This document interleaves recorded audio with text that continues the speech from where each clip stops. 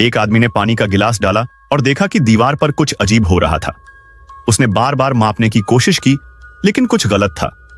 दीवार पर 90 डिग्री का कोण नहीं था। फिर उसने एक पेपर निकाला और फिर से मापने की कोशिश की। आश्चर्यजनक रूप से उसे पता चला कि दीवार की लंबाई 5 मीटर बढ़ गई थी। यह तो भौतिकी के खिलाफ था।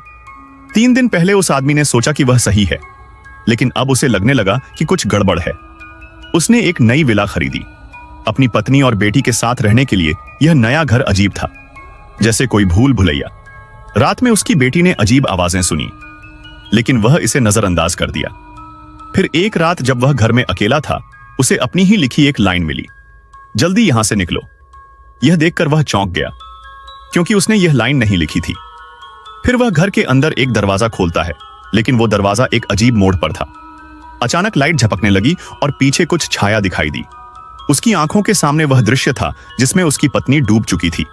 वह समझ नहीं पाया कि यह सच है या सपना। वो और उसकी पत्नी मिलकर दरवाजा खोलने की कोशिश करते हैं, लेकिन वह बंद रहता है। फिर पत्नी ने उसे समझाने की कोशिश की कि घर छोड़ दें, लेकिन वह नहीं माना। उनके बीच लड़ाई होती है और पत्नी अपने माता पिता के घर लौट जाती है। आखिरकार आदमी एक और रहस्यमयी संदेश पाता है, अब जाना बहुत देर हो चुका है।